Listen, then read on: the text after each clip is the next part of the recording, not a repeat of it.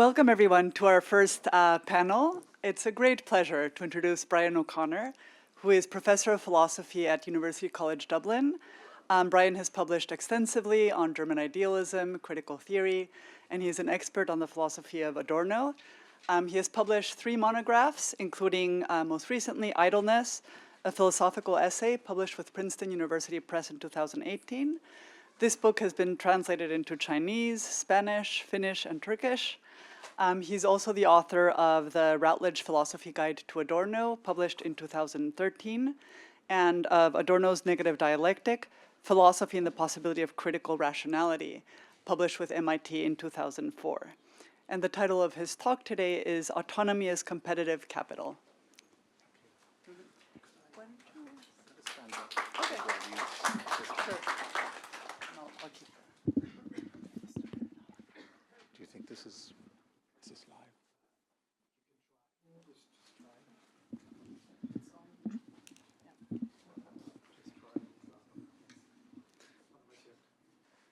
Okay, good morning, and thank you so much for coming here to the first paper, knowing it was mine.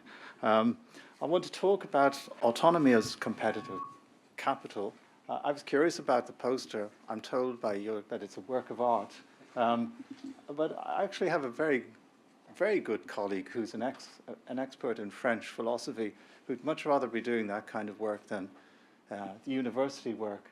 So I'm a bit baffled by the significance of the poster, other than the entangled rope, as Jörg suggested, was the meaning of it, because maybe these people are not that discontent, at least if my colleagues' preferred career choice is anything to go by. So, Thomas's introduction was so comprehensive. I feel horribly unoriginal in everything I'm going to say, so I ask for your forbearance. A long-standing critique of the idea of autonomy attempts to frame it as the idealized version of freedom required for the perpetuation of liberal capitalist societies. This paper supplements that critique by conceiving of autonomy as a competence, a form of socially acquired personal capital, to compete within societies where there's a scarcity of what that society takes to be goods, ranging from opportunities for income at a certain level to social prestige. That perspective has some obvious critical implications for the assumptions that lie behind the idea that it's a matter of justice that autonomy should be equally distributed, and that groups who might be thought to have impaired autonomy should be lifted from that condition. To what end does that just project contribute? Or to come at the thought another way, what sort of society is assumed such that that project seems just? Autonomy is, it seems to me, a form of personal capital whose currency is relevant to the complex social surroundings in which it's desirable. I agree with Raymond Geuss's observation that the idea of autonomy has been inflated all the way up to meaning, as he puts it, the concept of the indeterminate sum of all human satisfactions. So it can hardly... Should I be closer? Yeah, closer. It can hardly be surprising that such an encompassing concept has ended up accommodating a range of satisfactions that are historically specific. Jürgen Habermas and some of his close followers have set out a range of extraordinary competences that evidence the presence of autonomy in a person's life. There must be accountability and justification, they say. And as one Habermas scholar explains, I quote him, the individual identity of autonomous individuals should be understood in terms of openly vouching for oneself, roughly taking authorial responsibility for one's life history. End of. From this and many other theories, we can infer that a person who lacks autonomy does not possess some of these capacities. What's not always clear, however, is why this actually matters. Or to put it another way, what are the circumstances that make it seem to matter? It may just seem right, based on some grounds that would need to be identified, to say that individuals ought to be or must be provided with the circumstances in which they have the opportunity to develop their personal autonomy. it may be thought, as it is by many, that it's a good in itself. But yet it's quite apparent that it comes with some significant, indeed arguably essential, instrumental advantages. Are they extrinsic to the good itself? This is something that should be doubted. What might be highlighted is that the worry about deficiencies in autonomy have ramifications for the person in the context of social competition, where the very idea of social competition should itself be considered as a matter of concern. I've argued elsewhere that the accountability thesis found in Habermasian theories of autonomy has no convincing connection with freedom and is instead rooted in a legalistically influenced notion of responsibility where the defendant must justify themselves. In the same spirit, I want to suggest that the very idea of a deficiency of autonomy, something that is necessarily, dialectically we might say, entailed in the view that autonomy is important, is indexed to wider social imperatives. What I say here today is quite general and includes theories of autonomy that work within a liberal framework without specific examples. What needs to be considered, I think, is the role a competitive society plays in what we might call the just demand for autonomy. That is the argument from social reformers or theorists that society must do everything possible to enhance the personal power and agency of its members. Again, this may be a moral claim, a normative claim which sits on top of some anthropological datum. It is, though, it seems to me, a concern that equality of participation in the attainment of goods that are socially indexed is what is ultimately at stake. A contrast might help to draw that out. Take the traditional idea of moral formation. Although, as we know, morality can itself be subject to ideology critique as a type of conditioning in acquiescence, it's not a formation that has value in competitive life given its ideals of selflessness and humility. So what I'm emphasizing is that autonomy has adaptive value. That means denying that its absence is something intrinsically rather than circumstantially regrettable. It's a function of social processes which will have to be examined in specific contexts, that is, to be understood as autonomy requiring contexts. As I've presented it so far, it may seem that I'm erroneously assuming a liberalism that is just to be flatly conflated with neoliberalism. And it's true that much of liberal theory appears to push against the destructive effects of the free market. What it doesn't do, however, is bring into question ongoing competition for economic and personal goods, like prestige and recognition. And in that respect, what it sees as the emancipating value of autonomy entails participation in social competition.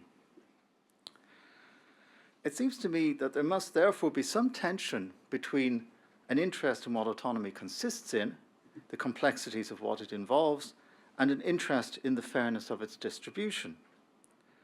The reformist effectively gives priority to the latter, that's to say, to the fairness of its distribution, to the principles that no one should be left with scope for action that is less than that which is evident in some other group or groups. It doesn't generally seem to matter very much what autonomy is said to be or how it's thought to be exercised by those who are said to have it, as long as it is equally distributed. It's therefore interesting that ideals of autonomy are often modeled on the attributes typically found in people who are successful: excellence in planning, self-regulating through commitments to a long-range task, determination in the face of challenges or resilience, skill in making things around you meet your needs. Autonomy is, in this context, a form of capital, I suggest, something to be used in what Adorno calls the antagonistic society. It's therefore implicated in that form of society.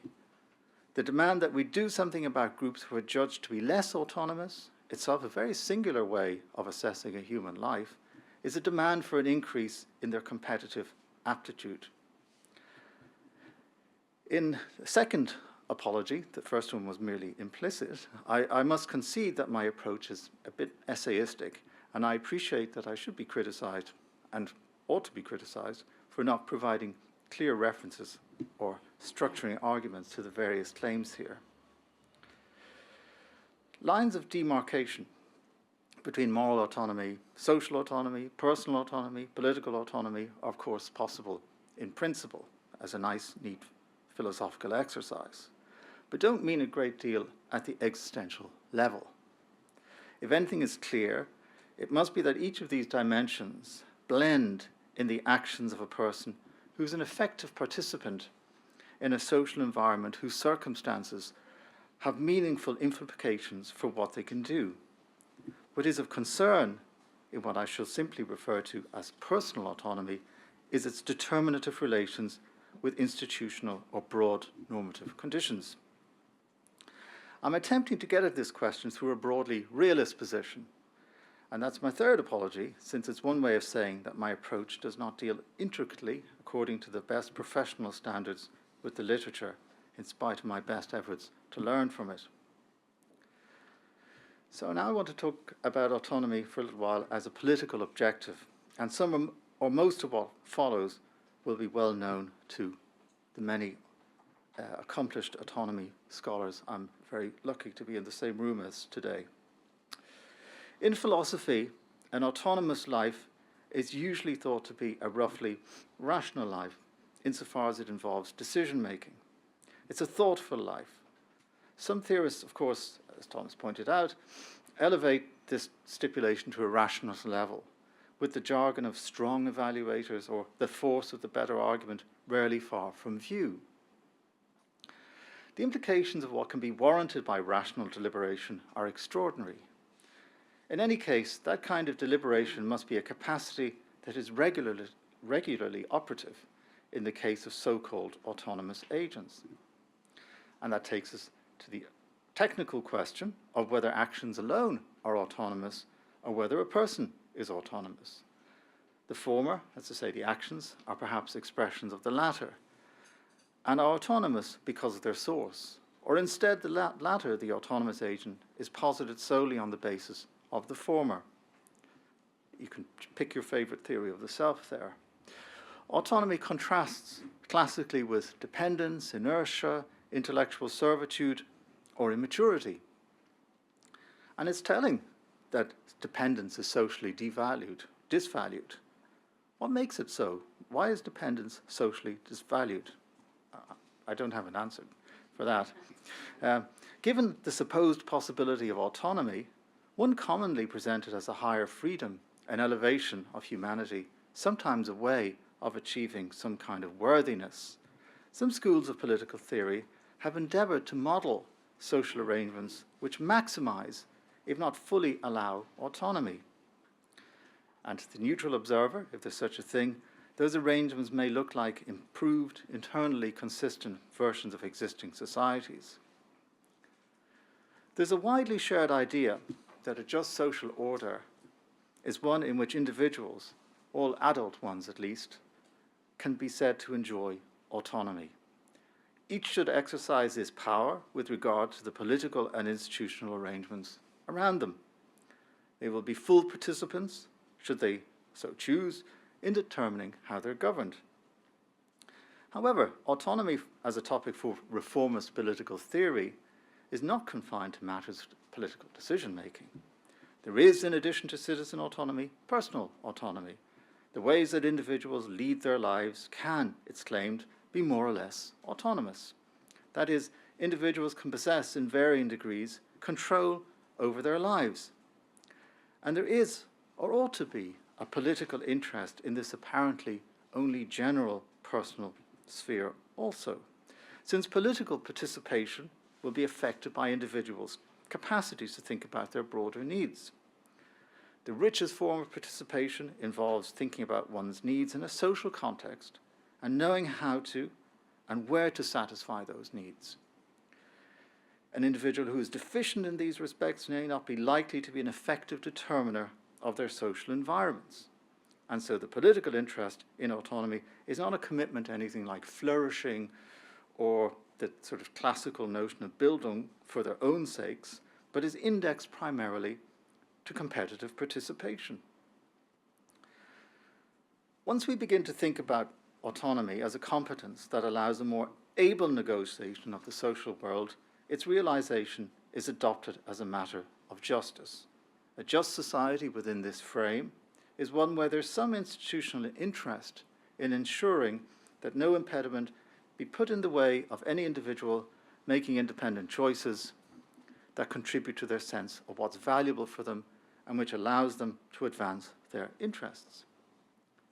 Most, if not all, liberal democracies have taken on the daunting project of developing state-mandated education programs designed to bring about a leveling of autonomy in its citizens.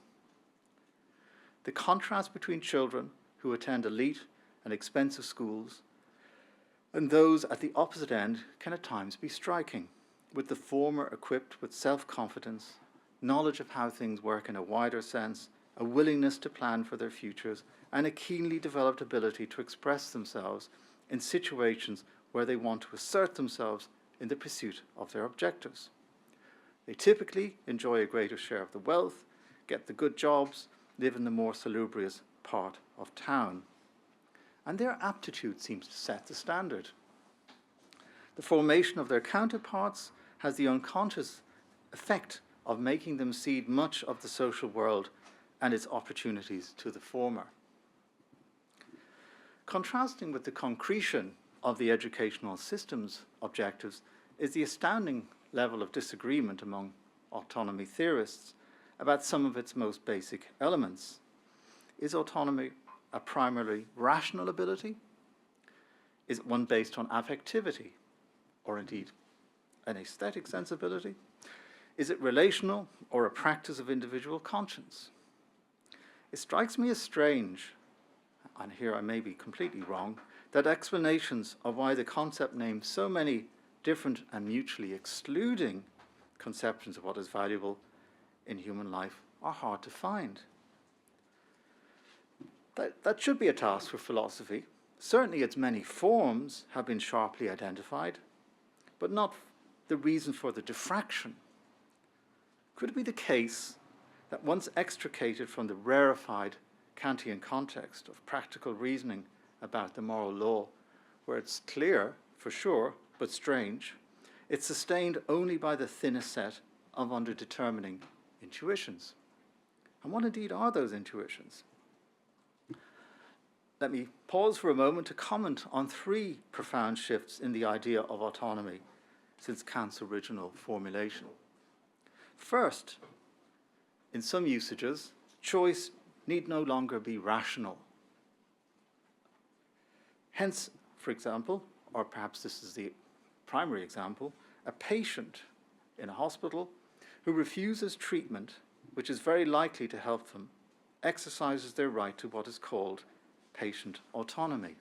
So they need not have reasons, or their reasons can seem weird to the doctors, but they must be respected. Choosing itself is sufficiently autonomous under the institution of patient autonomy. Now, not everyone is on board with this expansive view, of course, that a choice alone is evidence of autonomy, as is clear from, among many theories, the complex of Habermas and his dauntingly demanding qualifying criteria. A second shift in the idea of autonomy since Kant, and more pertinent to the discussion I want to develop here, is the move from autonomy as self-mastery or self-control to autonomy as mastery of one's social environment. And by the latter, I don't mean naked dominance, but skill in navigating and getting the most of the circumstances one has been thrown into. There's too much to unpack in all of this, but where it seems to point is towards a different theory about where the threats of this kind to this kind of freedom lie. For Kant, the danger lies in our own pathological natures, whereas for much of the contemporary literature, the threat is the wider world, where ideology, tradition, culture, and so on vie with us for power over how we discharge our time on this planet. That's not to say that there's been a simple shift from inner forces to external ones, in that the wider world affects how the world is opened up to us as a space of opportunity. I suggest that those theorists who develop elaborately articulated ideas of what an autonomous person is or acts like are fighting against the infringements of the wider world.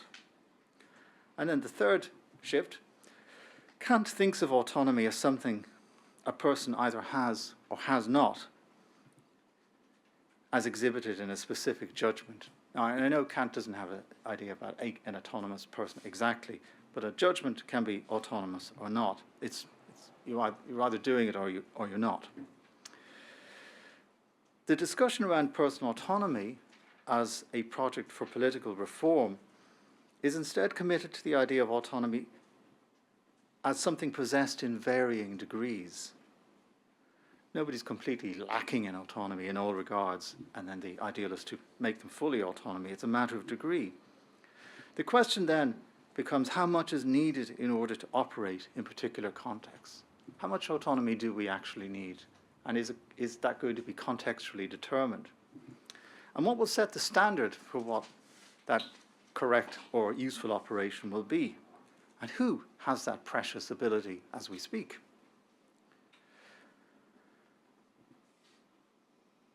Now, in certain kinds of philosophical treatments, the characteristics of autonomy are articulated independently of what's actually the case. That is to say, ideally, even if they appear, as noted earlier, to be tidied up versions of certain kinds of contemporary success stories. This is sometimes called an absolute approach, which, like the Kantian method, is interested in what autonomy means in principle, although there's some commitment to the idea that it's actually possible given the right circumstances.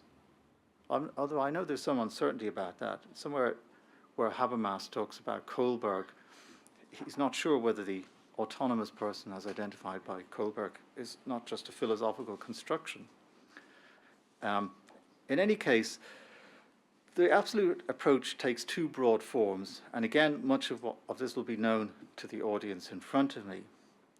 First, there are directives on how we should undertake the kind of self-examination that will lead to autonomous decision-making. These are procedural conceptions. And the second are substantive versions that provide a portrait of how the autonomous person lives and what they aspire to in the conduct of their freedom. Both of these conceptions or approaches, to which I'll return shortly, motivate theory about the right procedure, about the correct conception of the autonomous person. What seems to be missing from them, however, is a comprehensive account of why they matter.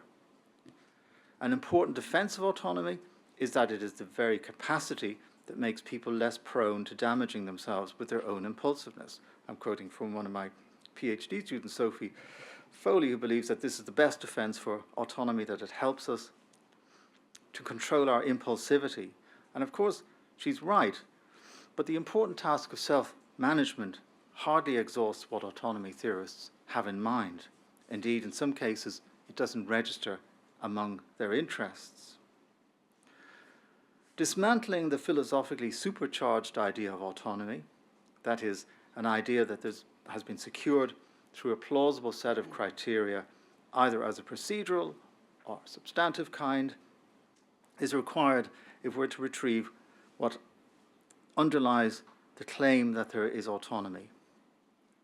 Absolute versions, procedural and substantive, give quasi-metaphysical form to what I think is rather a socio-historical interest that needs to be made explicit, how we stand in relation to others.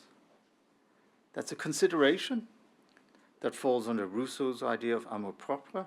Scarcity demands competition, as Rousseau pointed out. But liberal democracies believe that the competition should be fair, whilst being less worried about how to resolve the questions of scarcity. The measure of freedom might indeed instead be our ability to get whatever resources people need without struggle, to live, as Adorno frequently put it, ohne Angst. I suggest that the notion of autonomy is, if it is to be politically intelligible within the assumptions of liberal democracy, a question of equity, of giving each person the capital with which to chase the same general goods. So, how do we identify, or who identifies deficiencies of performance of personal autonomy? In two situations, it may be the affected individual who makes that judgment. First one is the political situation, where a citizen is straightforwardly aware that they're provided with insufficient access to the institutions that matter. These latter could include inflexible government structures, systems that preclude democratic accountability and reform through universal political participation. Strongly values-based communities might also conflict with political autonomy, where, for example, an overbearing notion of the common good, in which values bring coherence and stability to the community, must be given priority over individualistic preferences. And having grown up in a society like that, it's very clear you know what's going on and aren't all that happy about it. These simple cases of impaired and narrowly political autonomy are identifiable from the perspective of the person who experiences them. This is even more dramatic when the individual, by virtue of group identification, is institutionally precluded from participation at a level that's comparable to others. The imposed restrictions give rise to political action aimed at securing equal political spaces for those impaired in that way. Another way in which the person themselves might identify their deficient autonomy is through some act of fortunate personal insight. These may be not such frequent cases, where a person has some insight into a lack of comparative success that they attribute to the circumstances of their lives. They witness the ease with which others make decisions that have led to stability and successes in their personal and working lives, and perhaps wonder where the difference lies. They may curse the forces that, through adaptive preference formation, have deceived them about a more interesting and broader way to lead their own lives. Whatever the process, their autonomy perspective is a comparative one. In other words, they have a sense that they haven't been able to act with the same capacity as others. More often, and this is where philosophy enjoys itself primarily, it's a matter for someone other than the affected individual or group to identify the deficiency in autonomy. The theorist is required because an absence of weakness or personal autonomy, is not generally perceived by the individual who's impaired. John Christman, for example, offers a procedural account of autonomy which leaves out, as he puts it, people's own voices in reporting their condition. Others take the same approach without generally being quite so candid about it. The external reviewer adopts a vantage point, one equipped with some criterion of freedom, a condition, perhaps substantive, of the right or of the right deliberative processes, the procedural approach, that are not observable in the person or group with impaired autonomy. This is, of course, a highly interpretative process, leaving an etiology of impaired personal autonomy harder to establish than the familiar direct, institutionally explicit obstacles to political autonomy. Some theorists may even have to claim that the autonomy factor is absent in first-person reports, even where these reports followed considered self-evaluation. In those cases, it's a substantive model of autonomy that's preferred. Any reasoning that does not support it or lead to it is flawed. Outcomes are decisive. A particular vision, a positive liberty, so to speak, is the measure of the reflective success. So if a strict procedure for deciding one's best interest can't guarantee autonomy, then autonomy is not a matter of thinking, plain and simple, and its opposite, dull acquiescence. Thinking can miscue, misfire, if it's not directed by the correct values. Nothing an individual Impaired in that way then might report about their satisfaction with the institutional arrangements or legal norms under which they live, contribute to an understanding of whether that individual is actually autonomous. Okay, so I want to look now at the various patterns of autonomy failure that draw together some of the things I've touched upon. First form of autonomy failure, let me see if it makes sense. So I've already talked about an autonomy failure where the affected person knows that their autonomy has been affected. And that came in two forms: when you plainly know that you're restricted by your state in the scope of your action in a way that's unfair, according either to what others are allowed or according to some generally appreciated principles of freedom. Or you're one of those people who begin to realize as you grow that something was not available to you in your earlier life because of your formation, and there's a kind of a rueful retrospection. But we also have, and again, this is the territory of philosophy, the unknowing lack of autonomy, where a person operates according to values that are not in their best interest, and hence they're committed to what is self-limiting in a comparatively bad way. That has two forms, I think, the idea that you operate unknowingly. The first one I want to look at is when, let's say, the affected or excluded person doesn't know about their lack of social autonomy, but others, a privileged group, let's call them, actively contribute to that lack, know about it. So this amounts to withholding from a particular group something that would be useful to that group. And there's a particular group that gains from that and a particular group that loses. So, to flesh that out, a group of people hold a relatively narrow idea of what kind of options they're entitled to because they have been deliberately diminished by another group. The group eradicates resistance by using its power to teach that group that there are many options that are not open to them, thanks to some intrinsic reason of inferiority. The weaker group has come to accept this, and as a consequence, exercises fewer options, very much to the advantage of the more powerful group. It is this sense that I mean that they lack capital of a particular kind, not cultural or social capital, to use Bourdieu's categories, but a personal capital, the worth of which is explicable by circumstances rather than, to use that phrase, individual difference variables. Indeed, they may even come to identify happily with the image of themselves that's been promoted by the more powerful group, and thereafter find a special dignity or vocation in the life that's given to them by their artificially narrowed options. That's one of the reasons I'm very suspicious of dignity-based theories of the good life. They may believe that there's something special about what they do, adopting their own myths or patron saints. The positive identification of a group with an artificially narrowed conception of themselves as it endeavours to make the most of the comparatively limited share of personal capital it happens to have is a troubling one. Individuals within that group will not feel limited in their options, and that problematically enough means that by one measure they're not unfree.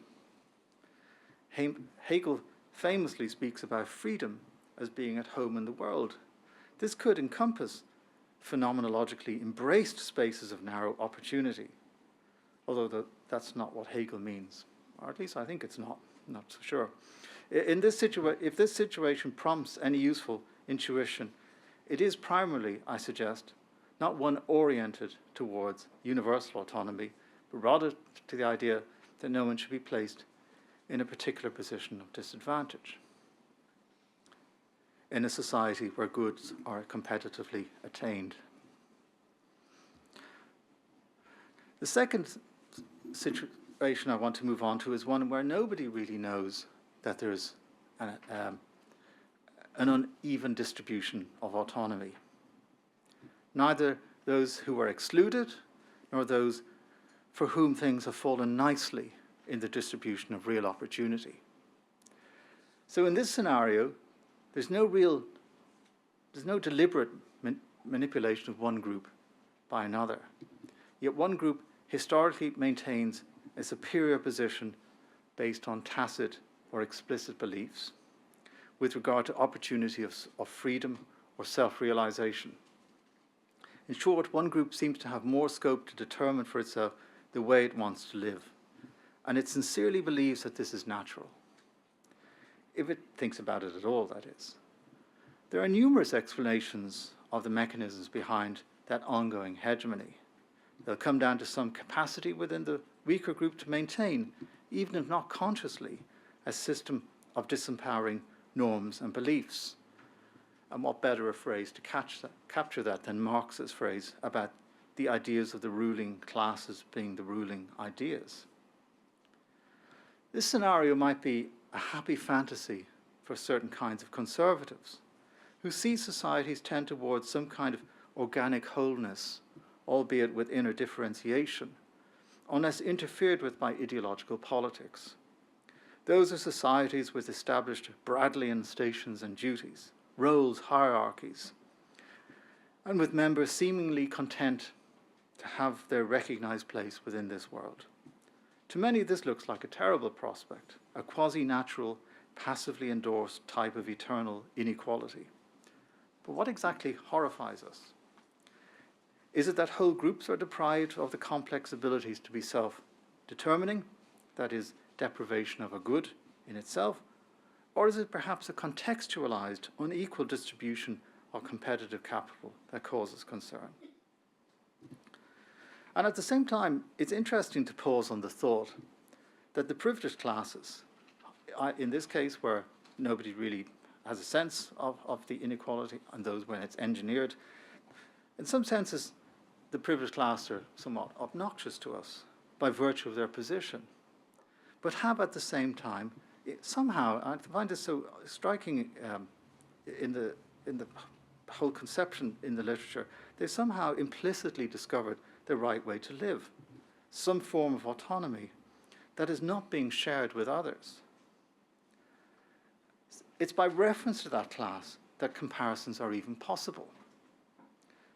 That is, the deficiency of autonomy claims arise only comparatively, and interestingly, those comparisons reveal disparities of capital in the capacity for the pursuit of goods of historically current higher social worth.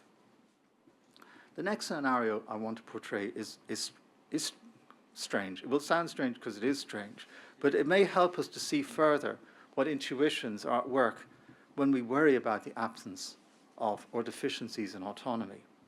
This is a scenario in which nobody enjoys autonomy by the measure of liberal or Kantian type theory or technical philosophy more generally.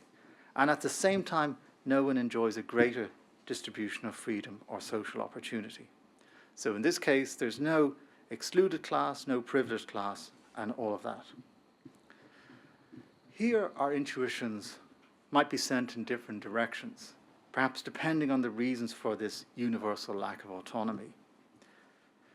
In this case, there's neither a conspiracy of a privileged group nor a stratified society where there's inequality. No large-scale divisions of some supposed type, but where no one lives autonomously.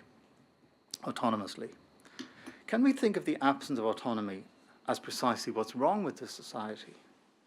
Even 5 minutes, perfect. Even if its shared lack of autonomy is apparently to the advantage of none.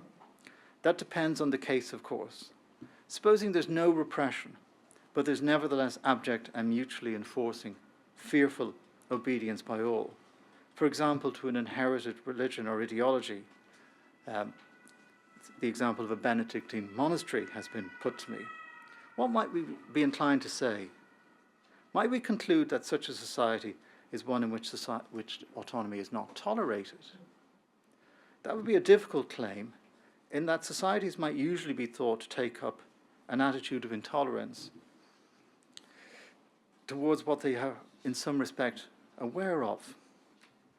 Another case referenced by Geuss captures a situation in which profound poverty limits scope for self-determination.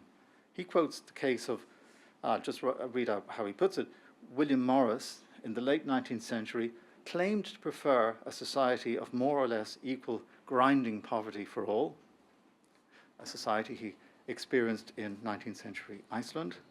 He preferred that to Britain with its extreme discrepancies of wealth and welfare, even though the least well off in Britain were in absolute terms better off than the peasants and fishermen of Iceland. As outside observers, we might notice that there are no great claims made against the society as it stands.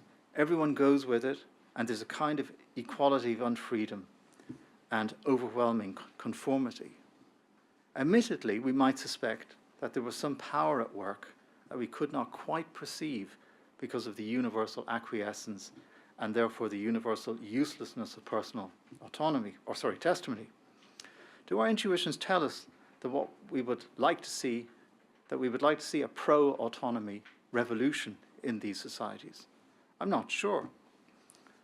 That may speak against the political significance of absolute conceptions, because in these cases the worry about autonomy comes from outside the context in which its absence is noted.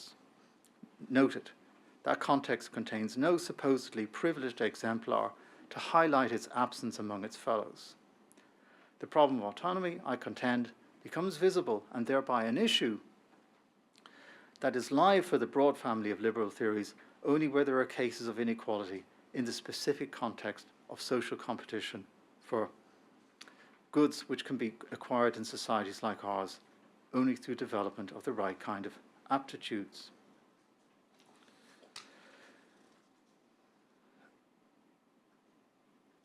So what drives us to the question of autonomy is the relative distribution of possibilities. That's obviously evident in civil rights cases, where activists often measure the deficit in their autonomy against the freedoms of the empowered group. Of course, there have been more radical ideas of universal transformation in the programs of some of those seeking civil rights equalization. And less politically, those involved in education for autonomy are generally concerned to ensure that the socioeconomic circumstances of birth do not mean that a person has less self-confidence, less awareness of their needs and how to satisfy them, of how to lead lives with long-range planning. Let me look at this relativity issue through a philosophical case. It's an example, not something I'm going to elaborate on greatly, drawing from Marilyn Friedman's classic essay, Romantic Love and Personal Autonomy. She tirelessly elucidates the ways in which certain kinds of romantic mergers can threaten the personal autonomy of one of the couple. She lists, for example, the tendencies of the needs of one to take precedence due to the greater assertiveness, the likelihood that the partner with the quickest decision-making abilities may unequally determine the couple's plans. Of particular note are two scenarios which I'll just quote full. There is the evaluative perspective. She says, a distinctly important form of asymmetric merger of identity occurs when one partner defers excessively and without corresponding reciprocity to the norms, values, or commitments of the other partner. And she talks about autonomy competencies. Two lovers enter into their relationship with prior differences in the competencies needed to be autonomous. A lover, for example, who is more articulate in expressing her views and more adept at defending them, may have greater say than her partner in determining what counts as a legitimate shared purpose or joint project. Linguistic competency is an important meta-attribute in autonomy. Friedman's descriptions are, to my mind, convincing encapsulations of aspects of the human reality. What gives the piece its normative purchase is that the deficiencies identified are relative to already existing goods evidenced in the more influential partner. That partner is not the embodiment of an ideal, but what they enjoy is a competitive advantage even within the microcosm of their relationship, thanks precisely to the better autonomy competence they somehow possess. The claim then is not that some groups enjoy less scope for social action. Sorry, the claim then that some groups enjoy less scope for social action places autonomy within the sphere of equality of a very specific type, one which takes it to be important that each individual has the same right as others to compete for goods, and that there's therefore a political interest in ensuring that this becomes possible through a socialization in autonomy. This is merely, to put it another way, recognition that certain competences, sometimes gathered under the heading of autonomy, give some groups competitive advantages in capital in the business of securing goods that cannot in principle be defensively denied to others. The old worry that without autonomy we're open to exploitation, manipulation, control, etc., highlights the circumstances in which autonomy has its value, a value that's indexed to that reality. That is, again, one in which there's either exploitation or equal competition. As Kant suggests of the type of liberal society he prefers, the equal distribution of freedom which produces, as he puts it, a continual antagonism among its members, in his Universal History essay, a continual antagonism among its members. Kant then might have to agree with the idea that non-moral autonomy is of primary significance as the capacity to negotiate that antagonism. Thank you.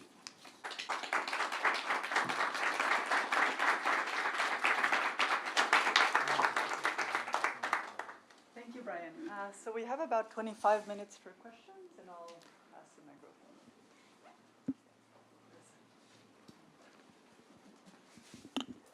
Yeah, thank you very much for your inspiring talk. I have two questions, which are, one is more of a clarificatory nature, I guess, and it concerns autonomy as a mastery of one's surroundings. And I was wondering if this brings the conception of autonomy close to the Nietzschean will to power, and if this is not also kind of a competitive notion of autonomy. Yeah, I guess it has resonances, as you identify, of that Nietzschean idea. I don't know whether I want to take the Nietzschean view, because my sense with Nietzsche is that he believes this is a profound desire in human beings to compete, and that somehow social circumstances are to be criticized for not allowing us to compete enough. So he thinks this is a basic setting, I suppose, of the human being to wish to compete, whereas the picture, the broad liberal reality is one where competition is necessary when there's scarcity, and the autonomy theory, in a sense, has found a way of giving its blessing to the competences that go with that competition. But thank you, it's a great opportunity for a clarification. Thanks, Brian. This was wonderful. I want to play the Advocatus Diaboli, although it's not really appropriate to say that if you want to speak in favor of Habermas. But so I wanted to just push back a little bit in terms of the kind of conception of autonomy that you criticized and so impressively showed to be connected to a certain kind of social regime of power. But I was wondering, so isn't the what you can make, what you can say in response to a certain kind of move that these normative accounts tend to make, namely that you forget, in a certain sense, a certain kind of normative prescription that is implied in the conception, namely that everyone is entitled to autonomy, every human being is entitled to autonomy, meaning if that is the case, then the social structure should be such that everyone gets into a position where they can enact this kind of autonomy.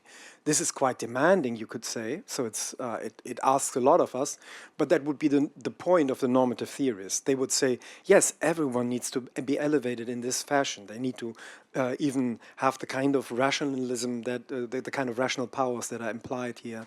And to the extent to which our societies do not do that, but rest content with the fact that some are autonomous and others are not, and those that are autonomous rule the others, it's just not living up to the idea that is here expressed. So if you understand autonomy as an entitlement, as something, so we have this ideal conception of how it should work, but then the suggestion, I mean, maybe you could say there's no argument for that, but then the suggestion at least that everyone would be entitled to this kind of autonomy. So it would be the task of our social system to enable everyone to be like that. Could we still say there's a certain kind of dissatisfactory quality or certain misguidedness of this very notion of autonomy? Yeah, it's a good challenge. I think the answer is going to depend on what the particular details of that theory are, and what it means to live up to the standards of the autonomy we're entitled to. Because as you can see from what I was trying to put forward there, it's my suspicion that the theories of autonomy, whilst they contain lots of stuff that sounds to be free of any specific reference to the social order, turn out to be precisely the competences that are useful for a social order like ours. So my thought is that an entitlement to autonomy is in a way an entitlement to a kind of competence that is appropriate to the circumstances of the world as it is. Yeah. And I know that in Habermas it would be unfair just to sort of nail him easily because of the high levels of generality, the tone of a sort of a moral perspective rather than a social agent type perspective. But I think it's the entitlement is indexed to the challenge of a world like ours. And I know somebody might say, well, that's the world we have. But as long as we recognize that that's realistically what we're doing.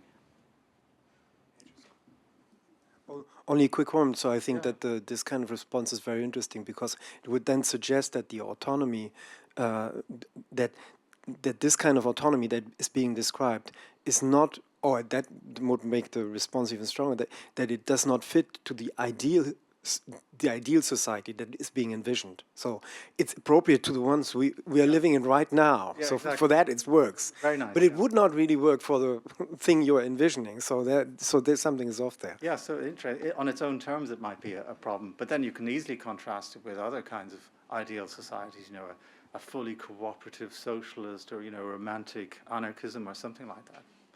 It wouldn't work there either. Maybe in the same line, I was wondering if what you presented to us is a critique of autonomy or the description of a certain perversion, one could say, of autonomy.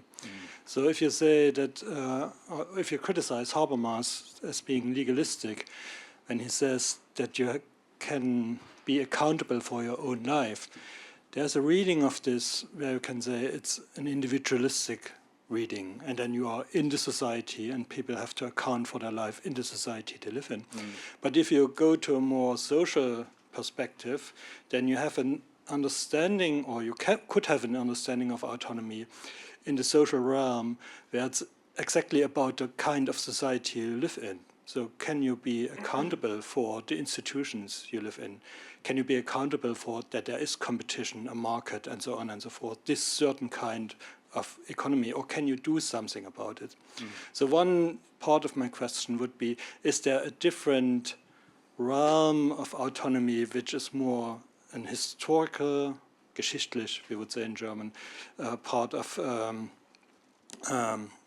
autonomy that then would not have so many of the problems that you described to us, so that autonomy could be a perversion. And a second aspect of this question is, if you look at it not so much from the social but more from the individualistic side, I came to think of the late Foucault's work, where he is describing an ethic of the free. And it seems to me that a lot of the difficulties you describe, if it's not in the matter, it's not in the register of one ruling over the other, is exactly such an ethic. So you have this freedom, but then you have to decide. You have to choose what to eat. Do you have a diet or not? You have to do something about your sexual relations and all this kind of stuff. And this seems quite compatible and normal within a situation where autonomy prevails. Yeah, thank you so much. That's really a very interesting set of suggestions. I don't believe that autonomy is always an inherently corrupted idea of freedom. I perfectly understand the advantages of autonomy when people say are in the midst of, for example, the attractions of autonomy when people are in the midst of a conservative arrangement, a conservative social order. And I understand that that accountability in that case is more something that I think, rather than directing at ourselves to prove that we really know our own motivations, are well entitled to direct at those who organize the ways in which we live. The ethics of the free, yeah, I mean, it's absolutely right, and human beings are never going to lose ways of talking, ways of discussing, ways of trying to find accommodations for each other. And in an environment like Foucault's, who I must admit I don't know so well, I assume he's not modeling it on something like a sort of a Rawlsian society, but something where we are free, but we still have to negotiate. I suppose I imagine, again, without knowing the details of the context in which he said that it is a non-competitive negotiation, unless we have, a Nietzschean idea of the inherent violence of human relations. I can imagine a situation in which we do need to have some of the conversations that sound a bit like autonomy conversations, but the context is so radically different that it's not really about allowing you to secure goods that are available only in scarcity, if there really is a situation of freedom. But thanks, I have more to think about with those proposals. Yeah, my question is about in which way your different three different descriptions of autonomy are open for a more dialectical picture, yeah, and saying that non-autonomy or unfreedom is an inner effect, yeah, of the way in which autonomy realizes in our society, like a society of class domination, yeah. So this would mean that even the most freely persons, like 800 people who own the mode of production, yeah, they are also unfree because they have to consume under capitalist conditions, yeah. And I mean, a more formalist way to put it is when Brandom says there is an attitude dependence that creates an attitude independence. When I say in front of me there is a chair, yeah, this is completely up to my autonomous attitude, but what is defined, yeah, to be a chair, this is a socially conditioned constraint, yeah, and this is attitude independent. And then Brandom says there is a slight tension here, a little bit slippery, but this means only we cannot disconnect, yeah, we cannot separate the unautonomous part from the autonomous part, because the autonomous part produces or affects or creates the unautonomous way. So is there a place for you to describe it like this? Because then we cannot really, we are not in a position, yeah, even not in a philosophical, even not in a transcendental position to separate the both dimensions anymore. Mm-hmm. No, I like the idea that we are in a sense. I mean, I guess that's what certain kinds of romantics would like to say, isn't it? That we are all in a relationship of dependence.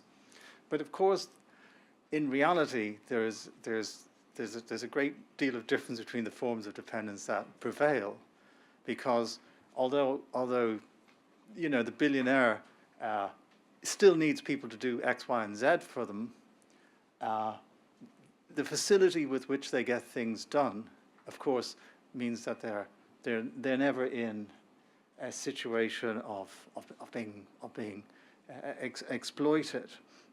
So, although from one point of view, dependence does not obviously mean, can't simply mean in all cases being at the mercy of others.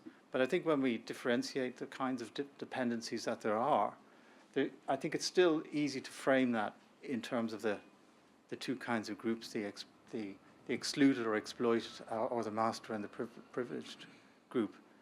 So I think that there's something extremely, there's something very politically neutral about the description that Brandon offers as you describe it to me. Thank you. Thank you for the great talk. My question is on the relation of autonomy and capital. And you used different terms like personal capital, moral capital, but I would like to know what you think about the relation of the concept of autonomy and capital, like Marx's capital. There is a passage in the Resultate des unmittelbaren Produktionsprozesses where Marx talks about the capitalist conditions and free self-determination. And he says, in comparison with the independent craftsman who works for stray customers, the continuity of labor of the worker who works for the capitalist is naturally greater, for his work is not limited by the accidental needs of individual customers, but only by the exploitation requirements of the capital that employs him. In comparison with that of the slave, this work is more productive because more intensive, for the slave only works under the impulse of external fear, but not for his own existence, which does not belong to him, and yet it is guaranteed. The free worker, in contrast, is driven by his wants. The consciousness of free self-determination, of freedom, makes the one a much better worker than the other, as well as the feeling of responsibility bound up with this. For like every seller of a commodity, he is responsible for the commodity he provides, and he must provide it at a certain quality if he is not to be swept from the field by other sellers of commodities of the same species. So it seems that working under capitalist conditions pushes us towards an ideal of individual autonomy and responsibility. And I would like to know if you think that modifying conceptions of autonomy that also imply self-government, rationalization, and all these things, that modifying our conception of autonomy is possible without modifying the structure of capital or the modes of production and so on. Well, probably not. If what I'm saying is that autonomy is a very useful aptitude in the securing of limited resources in the context of scarcity. But I do think your question invites me to say a bit more about why I use the word capital. And I'm sorry to say I don't have yet as convincing reasons as would be fully satisfying. I suppose my image is, I'm definitely influenced by the way Bourdieu uses the word capital.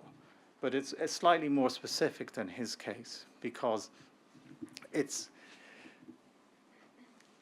I'm thinking of capital as a resource, personal capital as a resource, and the resonances of that with the sort of economic use of capital obviously are quite deliberate, because it provokes the image of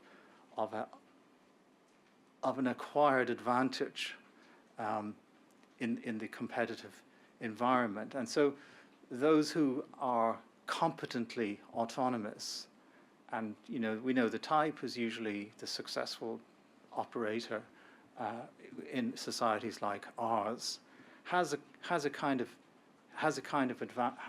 advantage of capital. Of course, if I was to try to think about that very, very specifically, we might imagine situations in which you could use up your capital, or you could misspend it, or not even understand the value it had in competition. But I think something like that. But the bit from Marx that you read out is really very interesting, because in a way I was trying to sort of translate that into my own kind of racket here to see how it worked as something that really very closely tracks the economic model as Marx describes. I'll insert myself into the queue. So Early in your talk, you drew a distinction, or it seemed to me that you were drawing a distinction between conception of autonomy as cultural capital, competitive capital, and a conception of autonomy that is spelled out in terms of moral formation. Yeah. And it sometimes seems to me unfortunate that criticisms of certain perversions of autonomy have the effect of making us also suspicious of autonomy as a moral ideal. And I wonder if you think it is possible to kind of separate the criticism of certain perversions of autonomy from a criticism of autonomy as a moral ideal.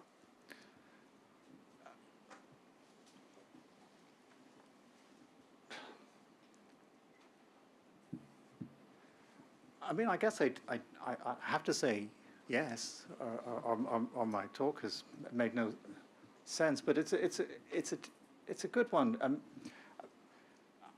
I think first of all, just to revisit the distinction, again with the moral formation, of course, can be, again, if you're kind of a Nietzschean and that, you think morality is all about making you a certain kind of stupid citizen. And maybe some radical critics of morality of a non-Nietzschean kind might say something similar. But I don't want to go that far, because I think obviously there's a distinction between moral behavior and autonomous behavior. If we focus in on moral behavior as something that has a kind of an altruistic and selfless orientation. But to my mind, to call autonomy a moral value is a very, very general claim, and I would have to see what specifically they meant by autonomy in that case. And if all it meant was somebody who's constantly reflective about what they're doing, I know some people narrow the concern of autonomy to that. I couldn't see anything about that, but to complain about in that. But when you see theories of autonomy that really make us into sort of, serious social actors who've got kind of grit and resilience and, a capacity to make a life for ourselves in an environment where if you don't, you're in deep trouble, then I think that to use the word morality in that case is a bit it is a kind of perversion of the word moral. Well, just thank you for your talk too, and I would just try to clarify one point if I well understood you, because if we accept that autonomy is linked in a certain way with a competitive capital, my question is what rests for the emancipatory concept what rests on emancipation on autonomy?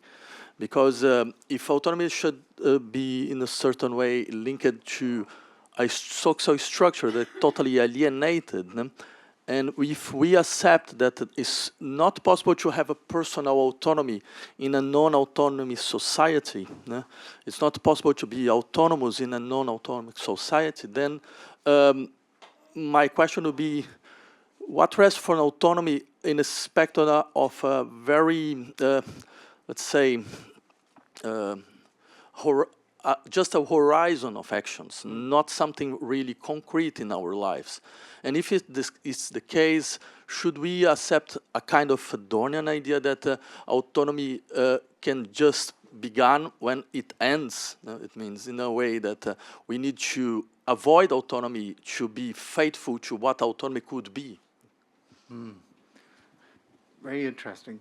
I don't know if you would think of this as a kind of unacceptable sort of answer, but when you talk, I think when you opened up your question, you were worried about how we can really talk about emancipation if we've decided autonomy is as I'm suggesting, autonomy is a kind of a suspect idea.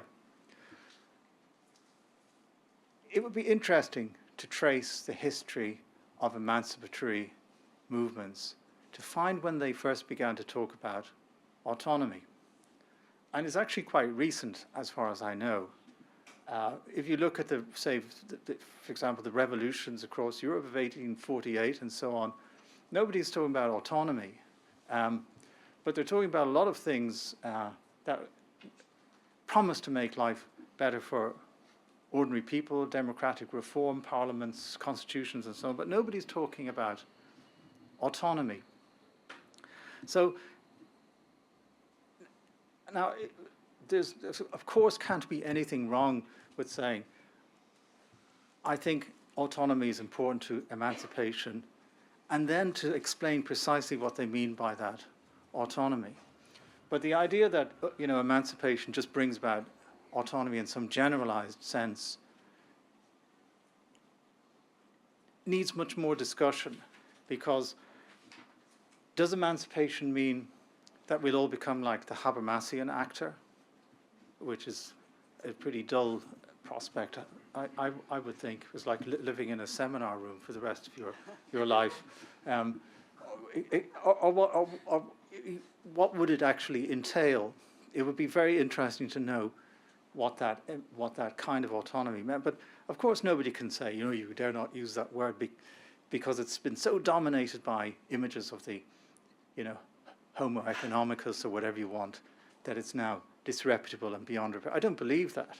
But I just think it's interesting that for so long people were able to talk about emancipation without using the word autonomy. But I do accept that words can have power as well, and they can end up motivating emancipatory movements, even if the words are not fully adumbrated in a theoretical way. We have just a few minutes, and I think there was a question here.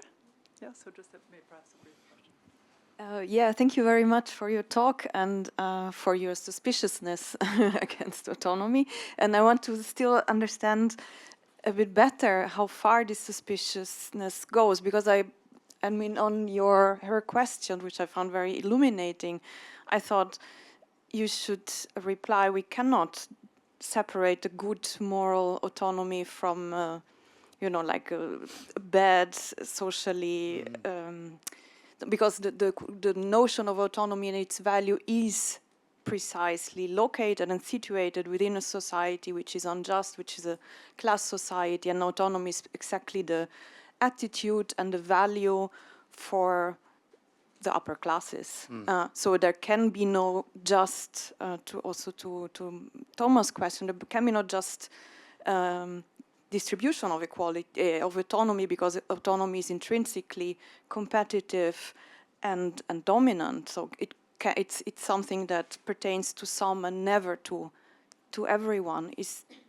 But then you were always very cautious to go the whole way.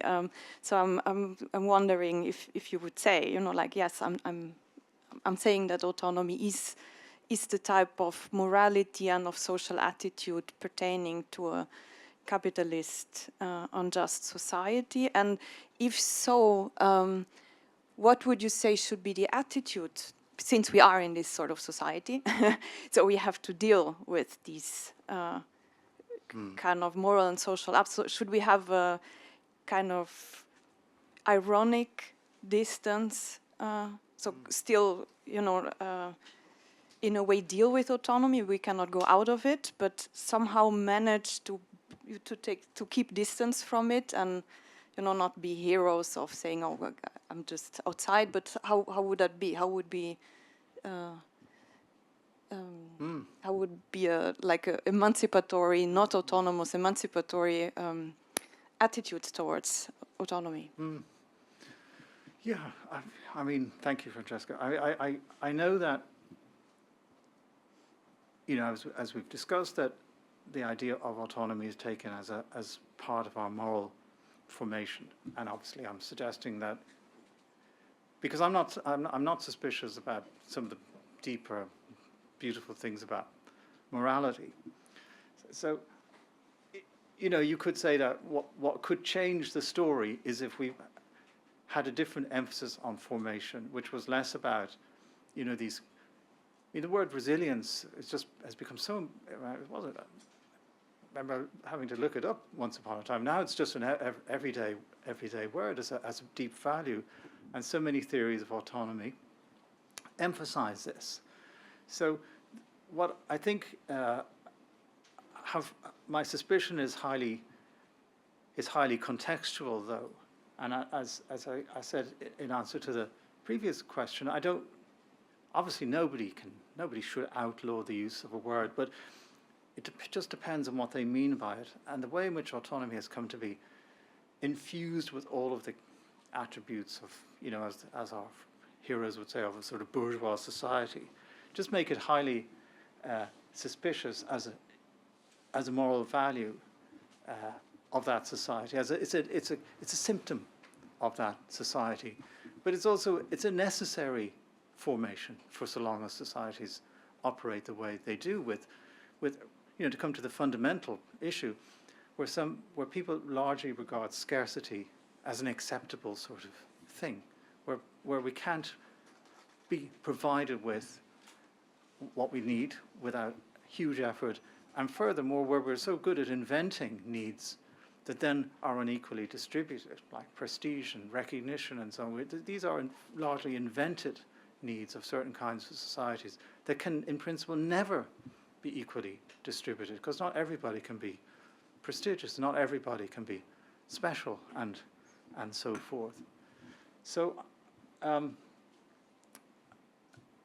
think the worry just comes down to the idea that, as I think, I'm sure I'm not saying anything that virtually anyone here is going to disagree with, but that autonomy is not a morally neutral term, whereas I think there are moral terms that are morally neutral. Yeah. Unfortunately, we have to end our session, but please join me in thanking Brian O'Connor.